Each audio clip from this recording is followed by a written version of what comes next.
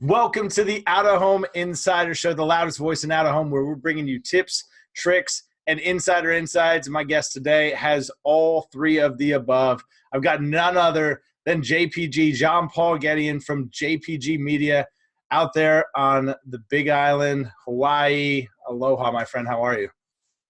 Aloha, pretty good. I'm actually on Oahu. It's the main island. But Oahu. I get it. Hawaii and one thing all sounds the same. Aloha. You're all the same. How's it going?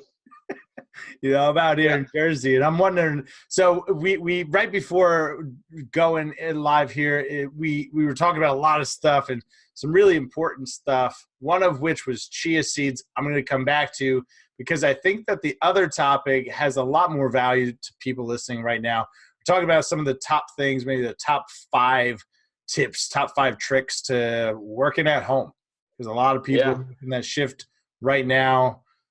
Do you work from home? Are you remote operator? Are you guys thinking about working from home? What's your take on the whole work from home thing? So, no, I got a home office. Fortunately, I got an office in my home.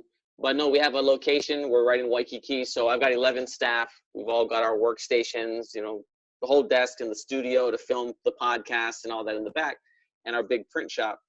So, yeah, usually we're all in close to each other. But luckily, if someone's going to miss a meeting, which we have every Monday and Friday at 9 a.m., we allow them to come in on Facebook Messenger video. So that's kind of preempted us on this. You were already doing that. A little bit. So on Monday, we had our first meeting, everybody stay calm. It's not the end of the world.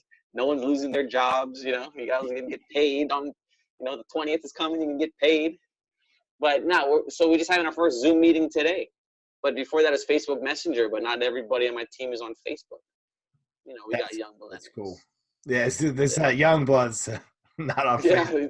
Zoom is cool, though. People like Zoom. Zoom is cool. Zoom's how we're doing the show right now. So everybody's sort of finding that one platform for them and their structure. And, we even tossed around at work Skype. I think we're going with the Cisco WebEx, which looks like a hybrid of Slack and Zoom, but definitely choosing some sort of communication tool that I think keeps the culture together. Like seeing somebody's face, right? You're halfway around the world, but it's like we're hanging out. So how important do you think that is from a culture standpoint with the uncertainty of when are we going to be back in the office? How important do you think it is to retain culture right now? It's huge. I've already seen it. Day one on Monday, if we didn't have our meeting, I know people will be in limbo. Like, what's going on? All this doom and gloom. Sure. Because people are going to go out of business. Like, people are legitimately going to go out of business, firing staff. But I had my team come on the call. Everybody's on. Usually we'll go around and we'll just talk about our jobs, business, what's in the pipe. But I said, I'm going to push all that to the side. We're going to start out, how you feeling? How you feeling? So everyone got to express that they were feeling, confusion and fear and loss and all this kind of stuff. But it brought us all back to be humans because, we're humans in the first port. So even with our clients, we reached out and to our partners, our property partners who we partner with out of home ads. I said, let me know if you guys need anything. And I'm reaching out to you as a friend and a partner and aside from business. And that connection right there, that was the thing to get us back on track, back on track because we're all going crazy right now. Everyone's under pressure. Brought us back. So we're humans first. And this visual, Tim, I feel like I'm hanging out with you. It's pretty much like we got a social distance anyway. Fortunately, we've got a few thousand miles in between us. But to be able to have that from wherever your team is, one, the communication is incredibly important because the communication is taking care of concerns from your team side, from your client side. It's reinstilling confidence from the culture side. All of those things matter. So maybe tip one is figure out what that communication platform is going to be. How are we going to stay in contact throughout the day? I found myself, this is funny. It was about 2:00 in the afternoon here. And I was like, wait, I haven't talked to my counterpart, my office mate all day. We would have normally hung out and talked and, talk through strategies or, just mused on the day or something by that point. So I called her. I was like, hey, what are you doing?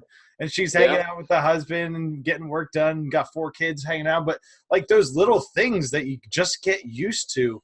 So for me, like identifying what some of those routines and rituals are and reformatting them to this different template are really important. Taking advantage of the extra time during the day that I don't have to commute. My commute's about an hour each way. It's 2 extra hours a day.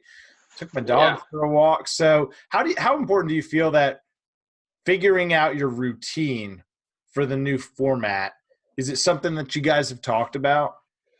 Yeah, this is absolutely essential.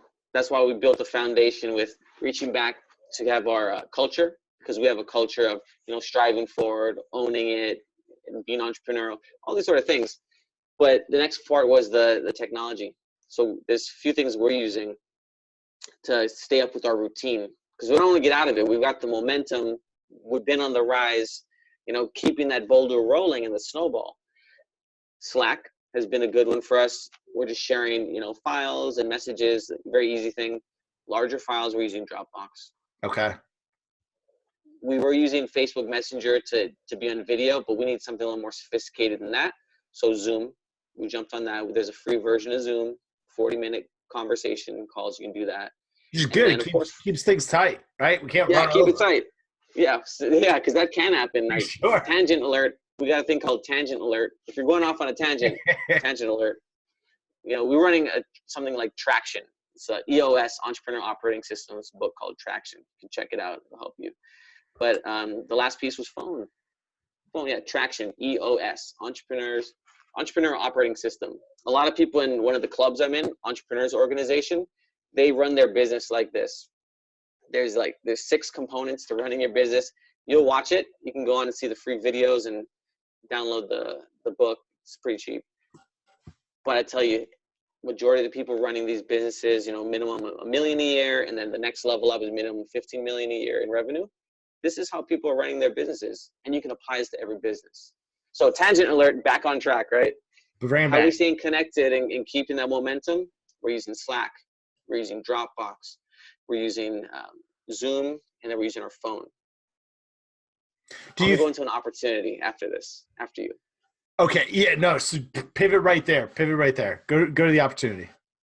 Opportunity, right now, we know people have a lot more time and are going to be on the social media channels. Makes this sense. Is like, this. Of course, to not think this, you wouldn't even be plugged in, but you're plugged. Right.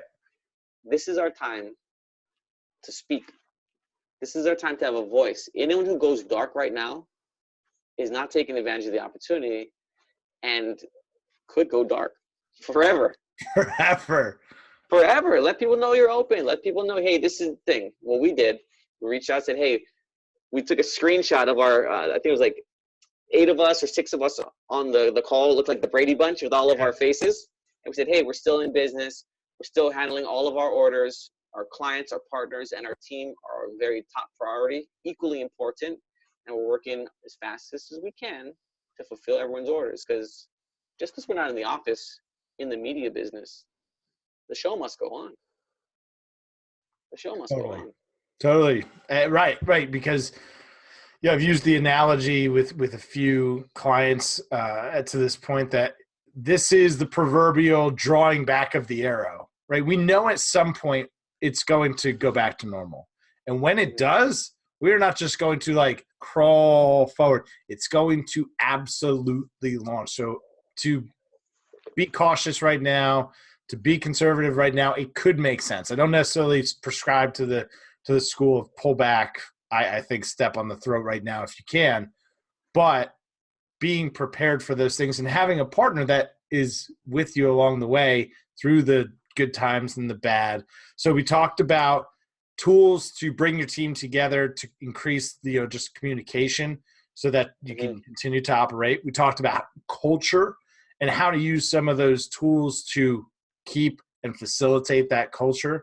And we talked about I just brain farted. The last thing that we literally just talked about was dude, how's that happen? What was the last thing we just talked about? Routine. Routine. So Yeah, the culture, the tools, the routine. that's it. Routine.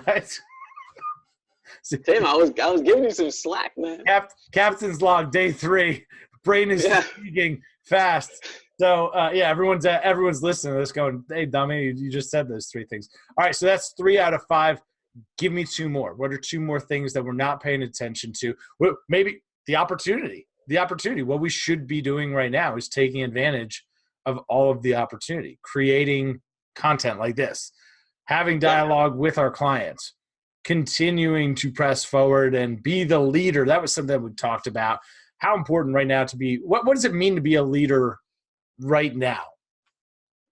So instead of exactly what it means, there's something I want to drive back into, that this is the best opportunity to be a leader, because this is testing, traditional leaders, CEOs, it's testing you right now. And as good as you can lead is as good as you can take advantage and use this time as an opportunity. And it's also a time where if you don't lead, that you could lose the momentum, things could not go good in your business. But relating that to being a leader, I think it's a great time that you can be a leader. Everyone can be a leader in their families, to keep everyone calm, to make sure you have everything you need. A leader for your friends and your loved ones, even a leader that we're sharing this online right now. Hopefully this is going to bring some value to make other people feel empowered to know that, hey, everyone is going through the same thing.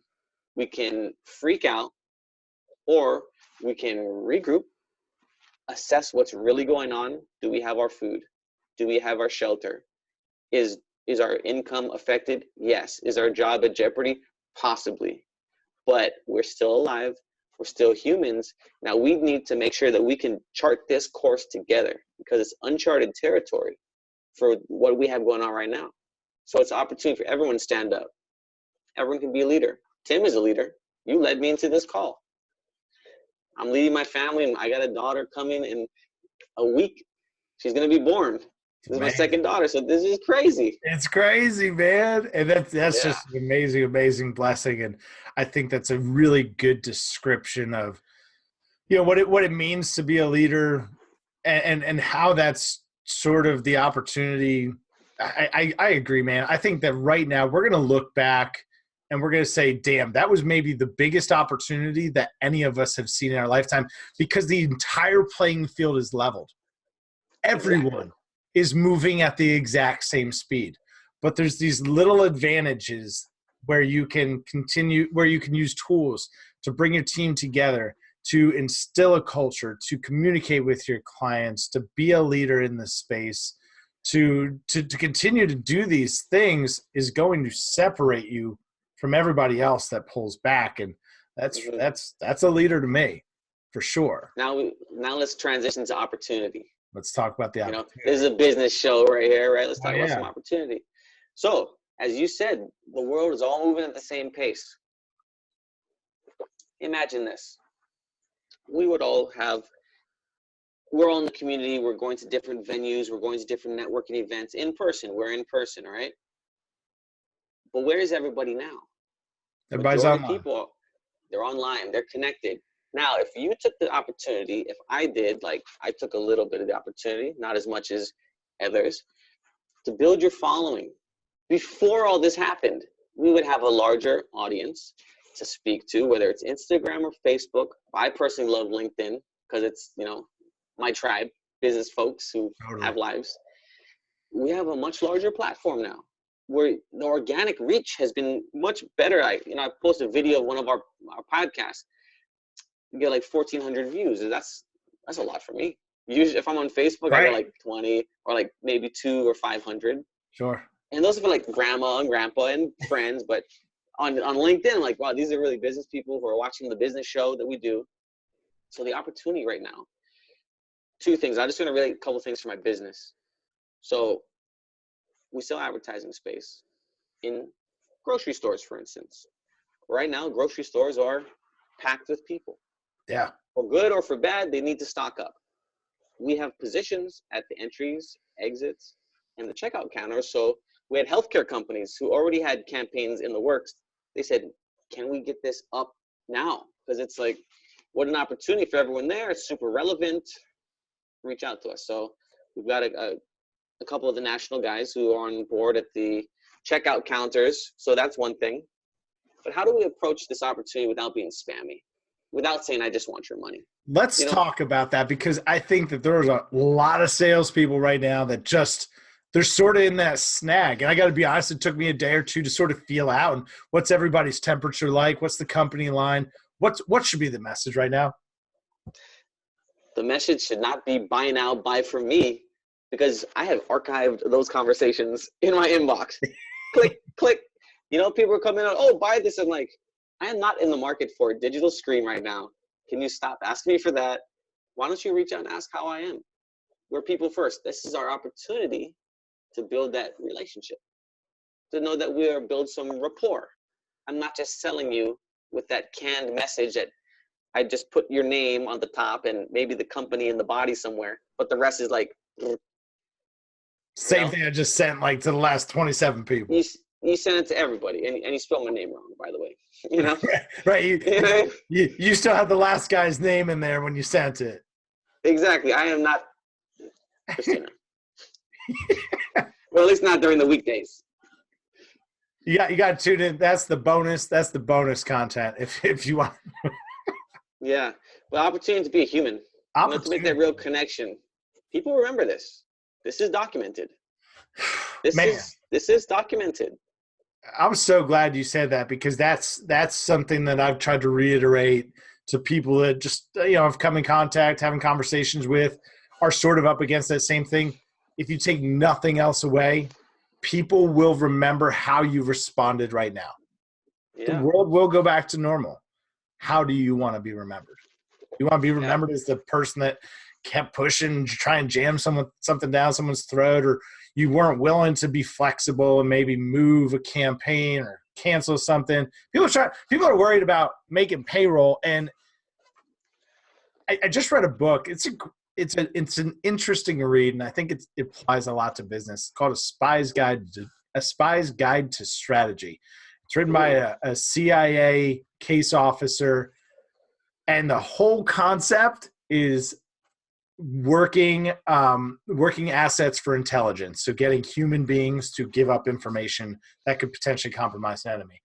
And the entire concept of how you got somebody to do that was by starting with their end game and working back. Right? So what matters to JPG right now?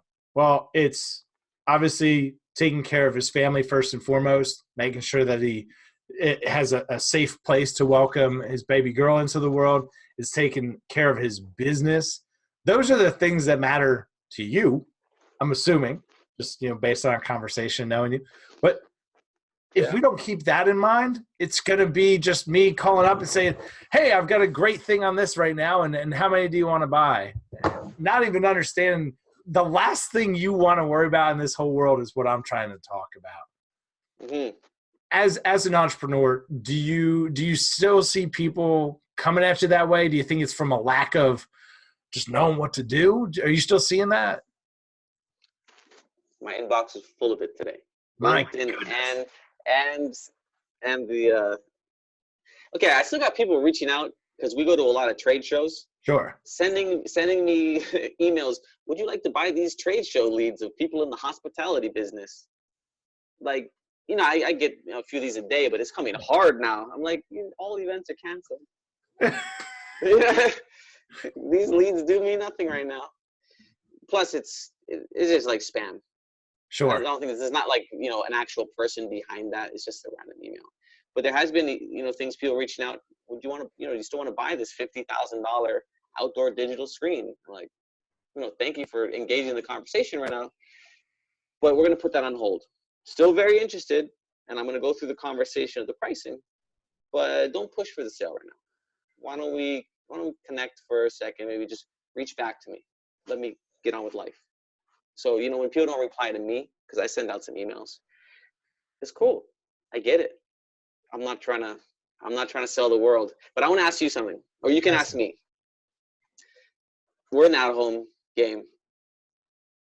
What are you doing about a cancellation?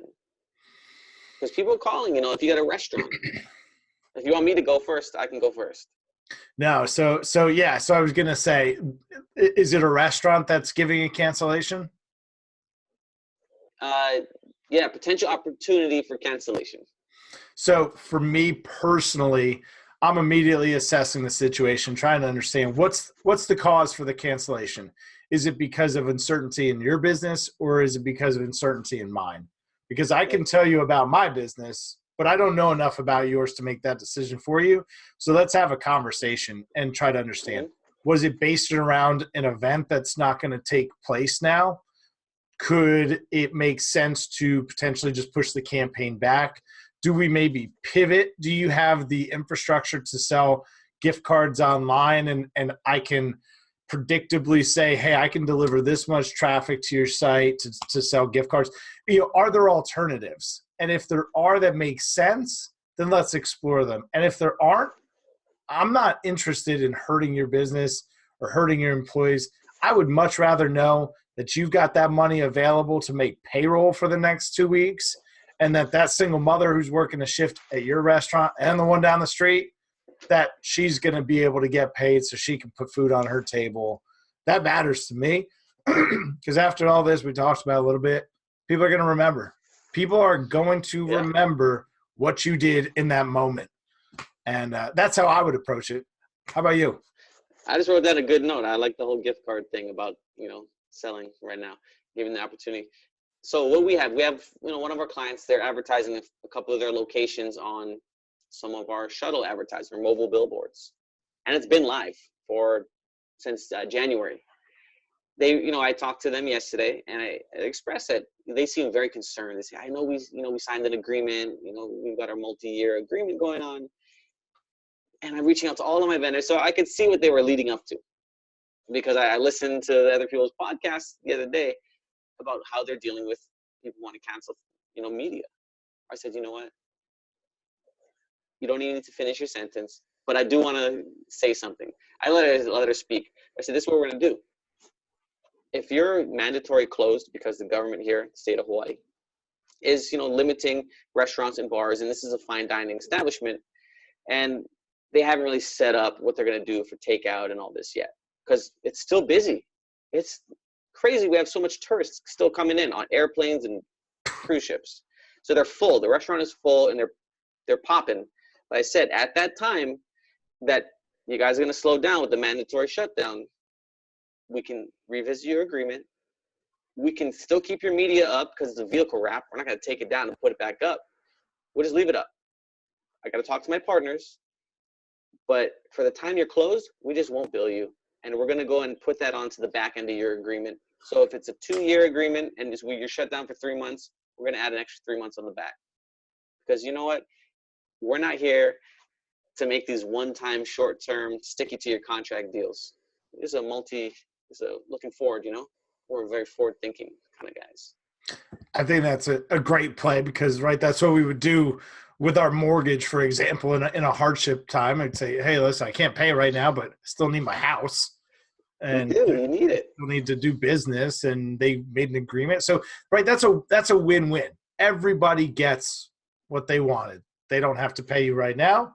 They're still able to honor your commitment. You can predictably rely on that income for the agreed time. I can't think of a better outcome given the situation. That's what I thought too. I thought, that's a very fair thing to do. And we talk as humans. We talk as people. This is one of those humanizing events that we all get caught up in the numbers, and the economy's frothy. Everybody's making money, and it's hot. The market's going up. We're all saying there's going to be a correction. There's going to be a correction. Yeah. Oh yeah. We didn't know it was going to be this. Sure. But this is where we're at. So how do we move forward here? Like you said, it's connecting with people. Totally. So that was number 4. That was number 4. 4 was opportunity. Yeah. So we got the technology, we got the culture, routine, opportunity. We got leadership in there too. I guess that's 5. That could be. I think opportunity was. I think it was leaders. Opportunity to be a leader. Opportunity to be a leader. Let's say that. let's Rewind this back. no. I'm cool with it. Let's stay on opportunity for a second because you're a guy that gets opportunity. You control the ecosystem, right? You've got the printing in house. You have relationships for the space. You're not depending on things to be, especially in a time like right now, like you can run out, print it, and then install it the same day. You're not Oh, waiting same on day. things to be shipped from somewhere else. Like you're not dependent on anybody else, which No. there's like a life lesson in there, right? Just if you can, Self-reliance. self-reliance for sure. But in a state where there are no billboards, you have an out-of-home company. Explain that to me. Opportunity. I said, man, there used to be billboards. There used to be billboards. You know, I think it was in the before the 50s. They shut it down. Good thing we can still see the mountains. It's beautiful. Sure. But I've been to Australia. I've been to Vegas. I've been to Hong Kong and Japan and Costa Rica and many other countries. Now, when you look at what's out there and you come back to Hawaii, it is like a time machine. Japan is the future, like 10 years ahead, Sure. when they're like a few hours ahead. And it's a close flight. So when we come back, we're like, whoa, everything is still the same here. So we go there, we see the future, come back, bring it here. But yeah, in a state with no billboards, how are we making it work? Just alternative ways. Like, how do we get in front of the customer in a unique way that they can engage with on the customer's journey? You got to buy groceries. You're going to walk around the mall. You're going to drive, and we have some of the worst traffic in the nation in Hawaii, just gridlock. So we take advantage of all these spaces. It's smart, right? You're assessing where is their attention and how can I monetize that attention? Yeah, in a way that brings value. We're in it to make money, but I really think it's important how you make your money, not just how much you make, because you can make a lot of money anywhere. Sure. Say, there's a lot of opportunity. Just depends where you look. So to make sure that we're bringing value, big topic in the out-of-home space right now is measurement.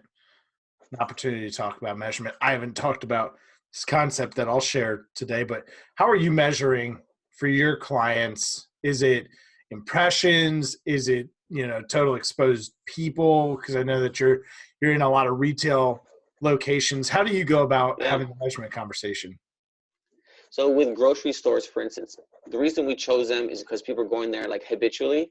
Plus there's video cameras, but there's one real thing that we like to use when you can see impressions, you can see, if people have historical sales data that they share with you, or that they internally will utilize, when you make a recommendation, okay, do this campaign in the summer, do the summertime, and let's see these numbers compared to last summer. You can compare those, but not everybody's as sophisticated as that. Sure. So we have this is a grocery divider that we designed. Love it. I designed it, patented it, is great. But we got a dental clinic on it. So what they did specifically, so you can just slide the. Dude, I just love that it's more vertical than the little square ones. There's so much more visible space, and what you just did is so easy. Yeah, so anyone in the store can slide these in. If you can change the price on the store shelves, your staff can change this.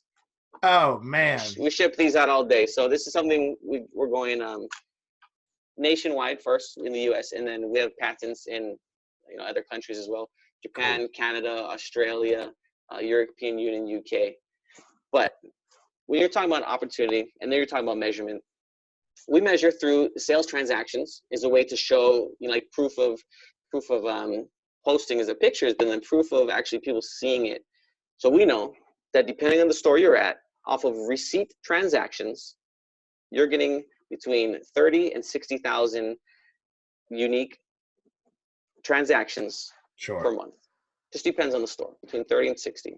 Busiest stores are getting 60. And we know it because our stores share the data with us. Here, this is how many transactions. That's right. So that's one way. I think there was a couple of tools you shared with me that maybe you could share them if you want to, but I thought some of the mobile location data, depends who you're using for that, is amazing if you can afford to get that data. And yeah, I'd like to hear the other things you have to say before I spill the beans on all the tools you showed me. It's, so I'm the converted digital marketer, right? I was in the world of out of home, I was the online marketing guy, and the rest of the world, we call that digital marketing. And as soon as I saw Geopath, I thought, wait a second, I can plan a billboard campaign the same way that I can plan a Facebook campaign. That's ridiculous. That's ridiculous. And once I started to go into people's Google Analytics to see the power of out of home, right? We've got all these great Nielsen studies. It drives more search than TV, print, and radio combined. Sales per dollar spent are the highest against all the traditional mediums. We know all these things to be true, but how can I prove that to somebody that's spending money? Tim, that's great. That's a great flyer you got from your own governing body. Yes, exactly. It's like the dairy industry doing a paper on why to drink milk. It's good for you and I to talk about, but how do you articulate that story to someone? So I started looking inside of Google Analytics. I'm like, no shit. Like this is the real deal Holyfield. This person changed nothing else about their campaign, and they're getting 40 to 50% more organic and direct traffic to their website. So, okay, if we know that people to a website can be valuable, and I can look at what's that traffic doing once it's on the website. Is it spending a lot of time? Is it visiting multiple pages? That all tells a story. But what if I set up conversion goals in Google Analytics, and I can say, hey, for every time that someone clicks on this button, which fills out this form, for every time that someone clicks on this button, I know that 1 out of every 2 people is going to buy something, and that the average purchase is $20. So that means for every click, it's worth $10. So now I can actually assign a value. I can say from start to finish, my out-of-home campaign drove this many additional visitors. This many additional visitors, this many took an action. And of the number that took an action, I know that the value to that is this. Is that value above and beyond the out-of-home spend? If it is, great. There's not too much more to the conversation. If it's not, now let's talk about how out-of-home actually influences the rest of your media mix and impacts results across the chain, right? So that was my aha moment when I realized I could build campaigns like Facebook ads and measure it in Google Analytics. So that's awesome. Cool. But as these tools are developing and we're talking about foot traffic, right? Everybody wants to know, hey, someone saw my ad. Did they show up or not? We want that tangibility to a return on investment. So there's some great tools available. One in particular is Reveal Mobile, and I think we're working with a lot of different spaces, but started to see how their information could be valuable for out-of-home campaigns. Yeah. So they can measure a percentage of the people that see your ads, about 15%. They can measure those device IDs and say, hey, this particular client, this restaurant in town, they did 10 posters. The people that were exposed to those posters last month, only 2% of those people showed up. This month, last month when there was no campaign, 2% showed up. This month when there was a campaign up, 5% showed up. So now we're talking about what's that quantifiable lift. I was able to improve the number of people that show up to your restaurant, right? For every 100, you went from 2 people showing up to 5. How powerful is that conversation? But then we get too excited. We get too excited about the foot traffic thing that we lose sight of maybe how someone's business works. And at the end of the day, out of home fits into a lot of different places within the funnel. But for us as a billboard company, most often it's going to be top of the funnel unless you're a QSR. So I said, that's a bit of a predicament, right? We can't go into a car dealership talking about foot traffic because a lot needs to happen. You need to see the billboard. You need to go to their website. The website needs to not suck. Then they need to have the car in stock that you're interested in.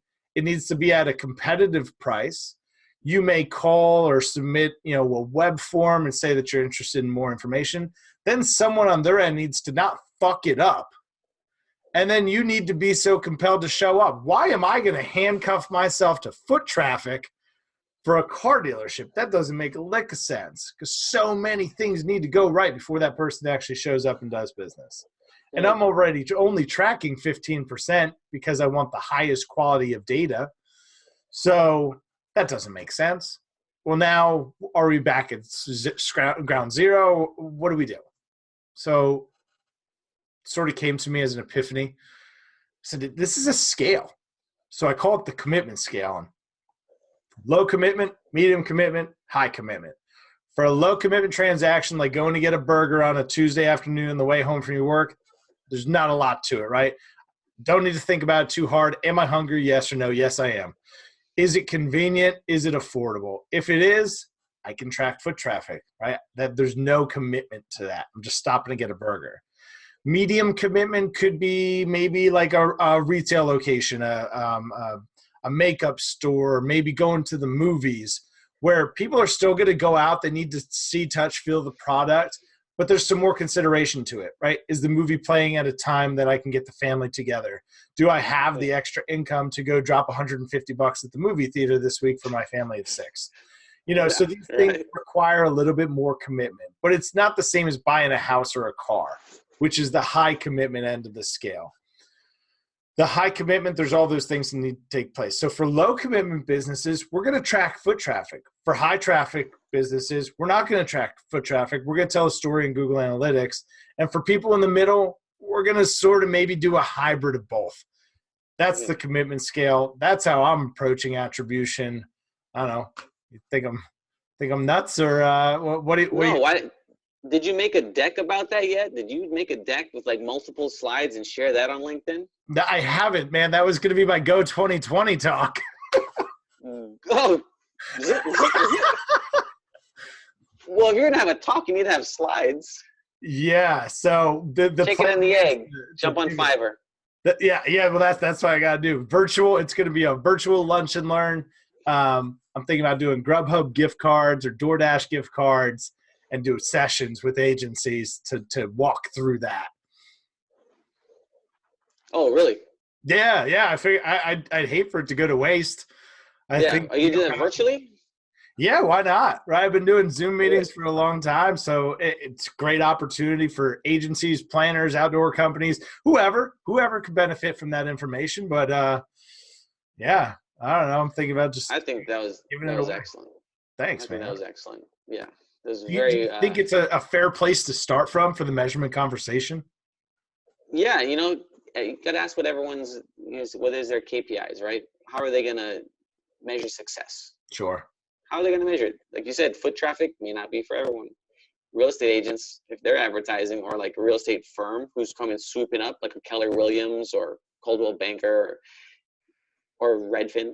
Redfin, are they getting like foot traffic? I don't know about that, but it would be leads that they share down to their whole downline. So I like to say out of home is a driver. It's a gateway drug.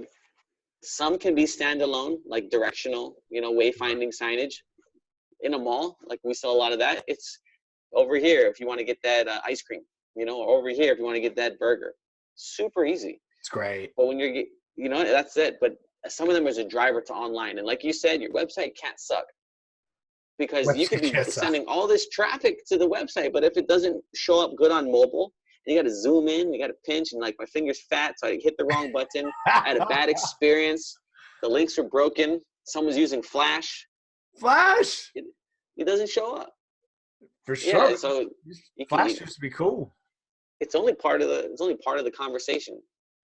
It takes a holistic approach. I was thinking to myself, I'm like, all right, who can I prospect right now that it wouldn't be too salesy, right? It wouldn't be a pushy thing. It would make sense for their business and, was potentially someone that I could help.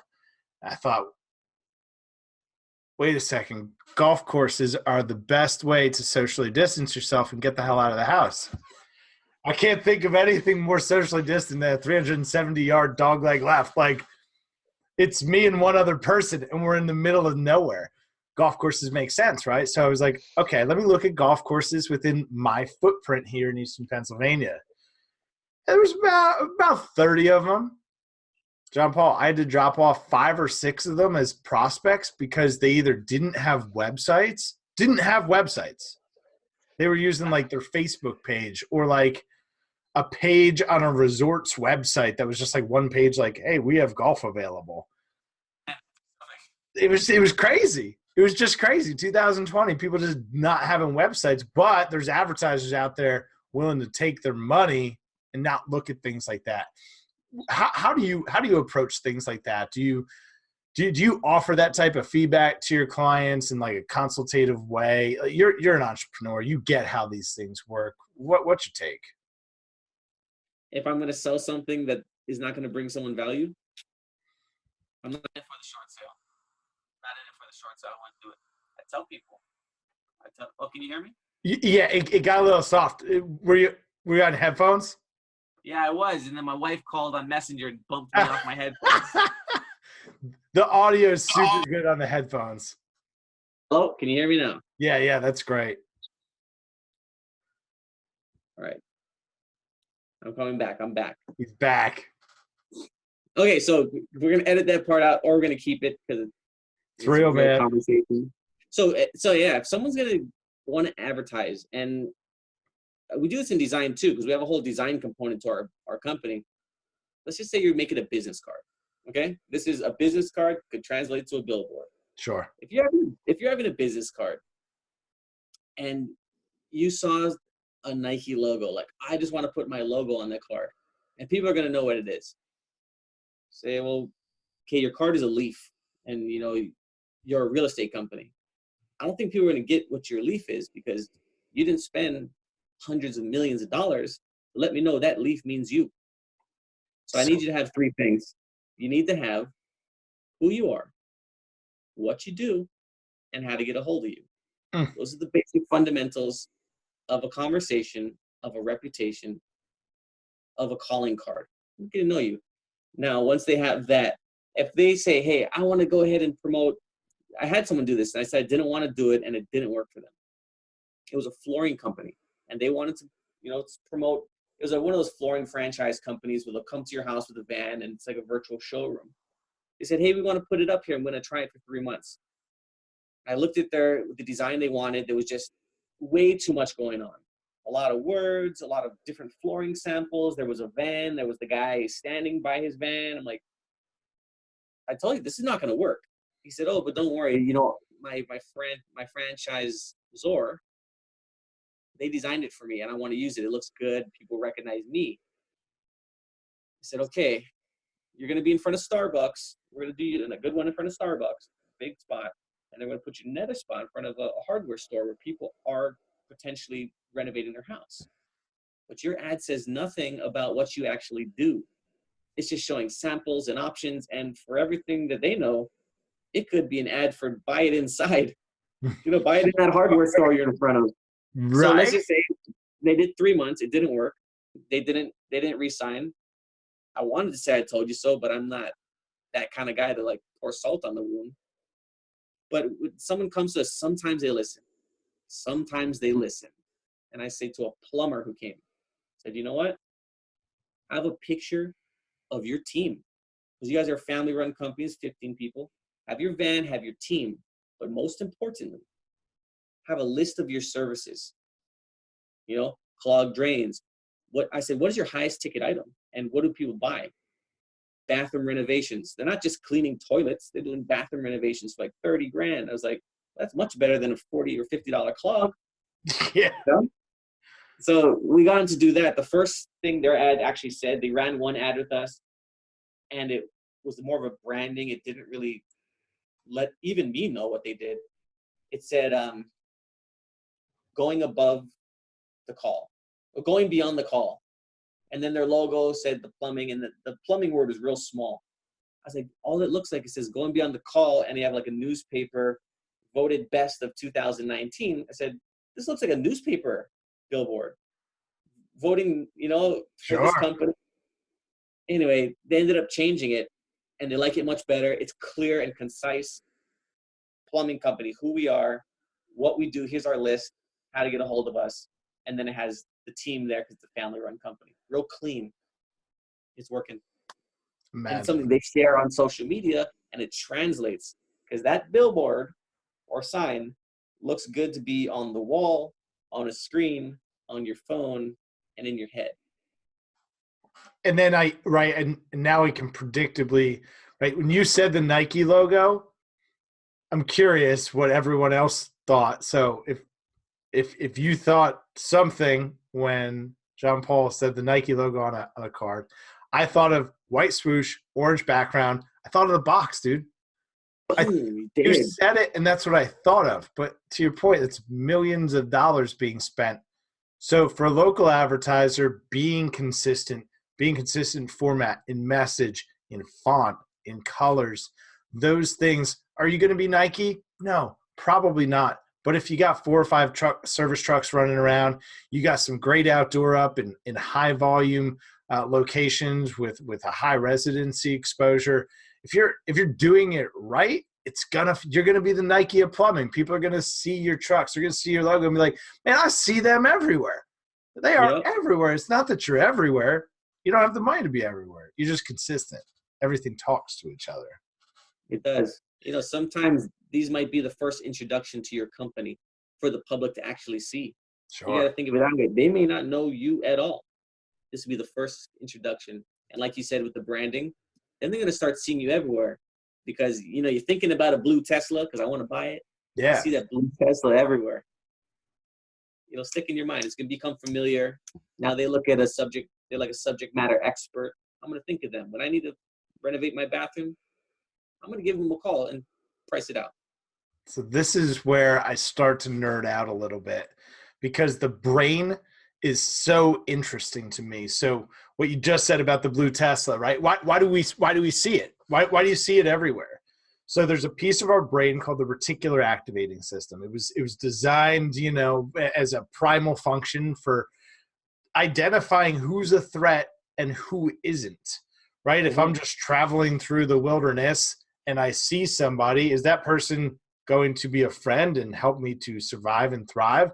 Or are they potentially trying to kill me and raid my village? I need to be able to determine that very quickly. So that system over generations has adapted to in the real world where we have an affinity for something or we're in the market for a particular car. All of a sudden we see it everywhere.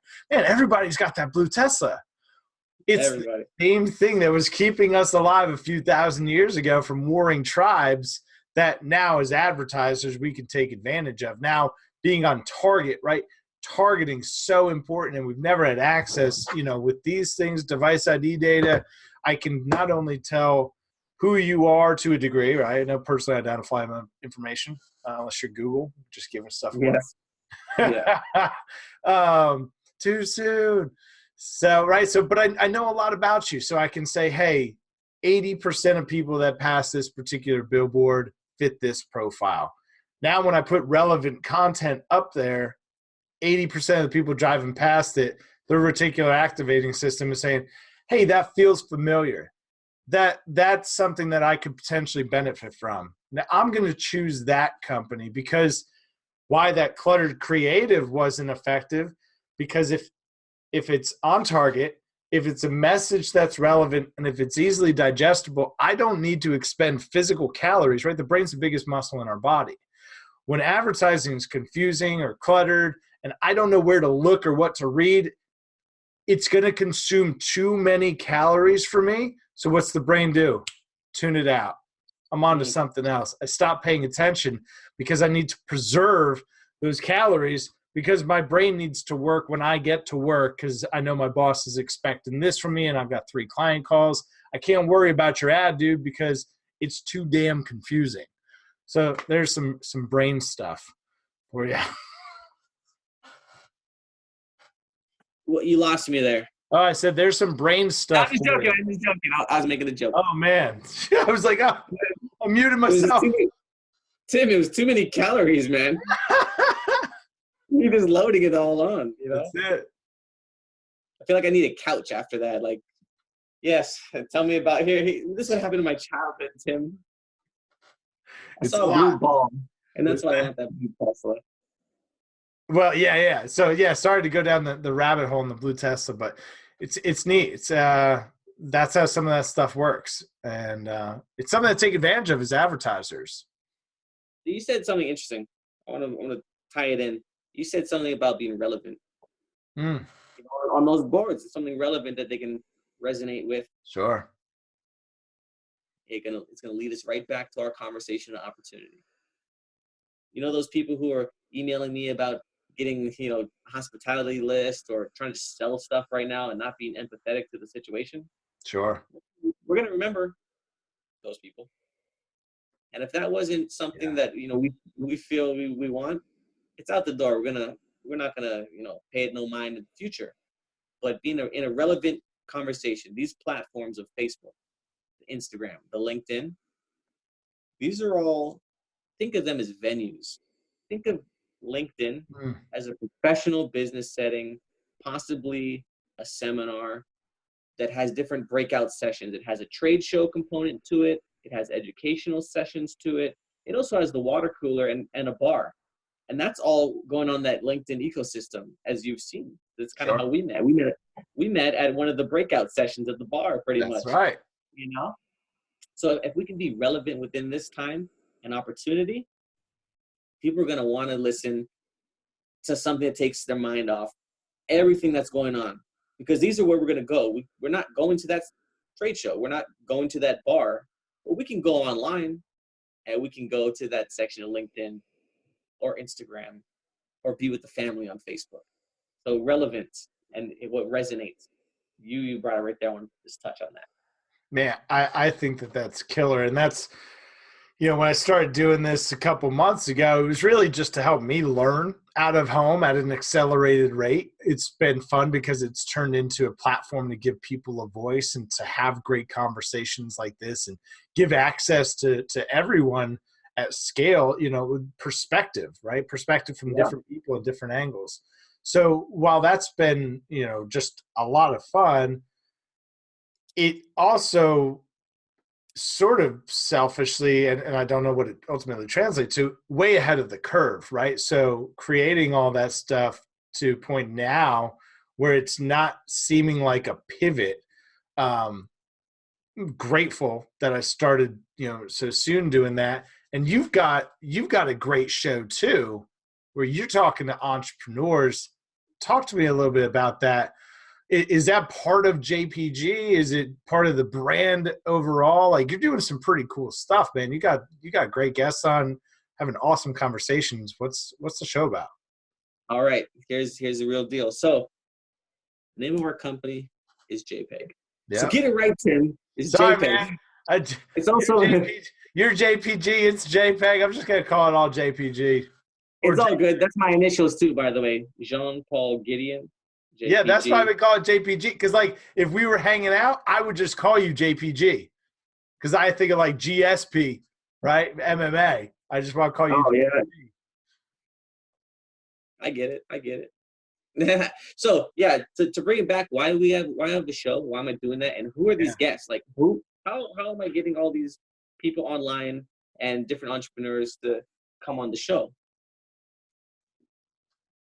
Entrepreneurs Organization is a club that I'm part of. Global organization. There's over 40,000 members. Wow. And there's different revenue goals you need to be in. You know, locally in our Hawaii chapter, it's you need to do $1 million in revenue annually, and you have to have the controlling interest of the company, or you're the founder. So I looked at it. We have a club of 64 people, and I'm the communications chair. Well, as I came in 3 years ago, I said, you know, a lot of these people don't know each other. There's some people who've been in the club 25 years. Wow. They don't know the young cats. So it was first to just start off as connecting people in the club. I just wanted to make videos for the club members themselves to kind of share. You know, a part of an entrepreneur's organization is a lot of experience share. It's a zero solicitation policy. I can sell to you, but if you ask me, like a vampire, right? You got to invite me in. But I'm not going to be pitching you, and it's a way that we can share experiences and get a little deeper. Real quick, dude, that was such a quick vampire reference. I just got to give you credit in case no one appreciated how good that is. Like, you have to invite a vampire into your house or else he can't enter. So if a vampire moves up, there's a takeaway for you. I'm sorry. Keep going. It was too good. All right, for all the vampires.